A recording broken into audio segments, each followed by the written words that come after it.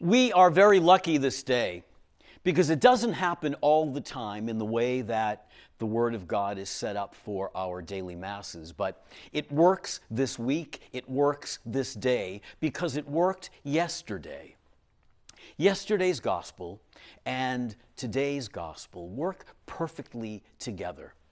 They're usually read as one larger piece, but what a great opportunity for all of us to spend a bit more time with these maybe 8 to 10 lines. Let's very quickly review yesterday. Yesterday was a conversation between Jesus and his Father. A reminder that they are one, that the glory and the majesty of God is contained within the love between the two of them. I give you praise, Father, for what you've kept from the learned and the clever, you've revealed to the merest of children. And what it is that's been revealed is that relationship. No one knows the Son but the Father. No one knows the Father but the Son. And anyone else to whom the Son has revealed the Father. What's been revealed of the Father?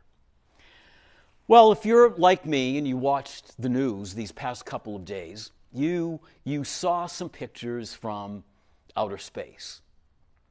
Pictures that we've never seen before with a clarity that has never been possible before. We've seen the universe. We're now able to even trace some things back 13, 14, 15 billion years. 15 billion years. And yet, the relationship with Father and Son and Spirit predates even that. In the glory and the majesty of space, which is something, I've always been kind of a science fiction outer space guy, you know? I think I might have been in the 6th grade when there was a brand new TV series on called Lost in Space. And it was all about the family Robinson being literally lost in space. And even though back then, I've been around a while, the special effects weren't all that good, it still portrayed outer space, the vast expanses. Hot on the heels of Lost in Space, of course, was Star Trek. I'm not as big a Star Trek fan as is our own Bishop Reed, but I'm close enough, you know, to hear those words, to go where no one has gone before. Space, the final frontier, still sends chills down my spine. And to think that the vastness of space was created in love by the God of power and peace and majesty. That's the God that is revealed to us in Jesus. That's the God that in yesterday's gospel, Jesus shares with us prayerfully.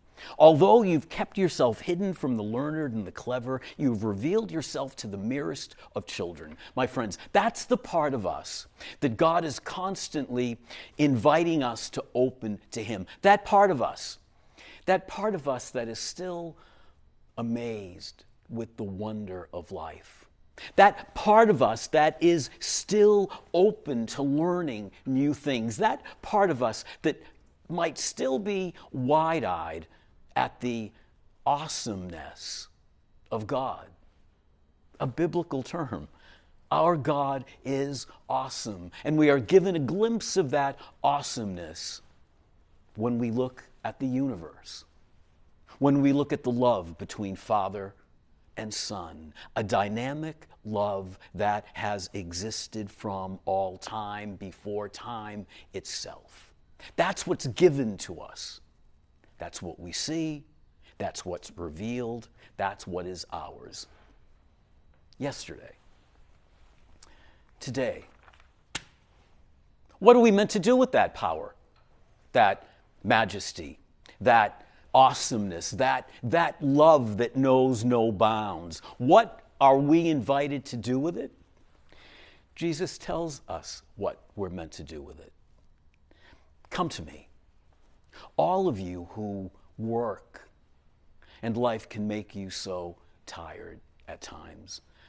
Come to me if you are carrying a burden because of the challenges of everyday life. Come to me. And the intimacy and the peace and the consolation that I have with my Father, I will give to you. Take that upon your shoulders. Put the burden down. Let me carry it for you. You take my yoke. Let me carry it with you. Let me console you, heal you, give you what you need. You will find rest. We come together this day, once again, you and I, and we open our hearts, our spirits, our very selves to that awesome love that the Father continues to give to us through His Son. Through word and sacrament, He invites us to allow our hearts to beat with His, so that no matter what it is that we are facing, we know that we don't face it alone. Come to me, all of you who labor and find life burdensome. What's going on in your life right now? What burden, large or small, might you be carrying?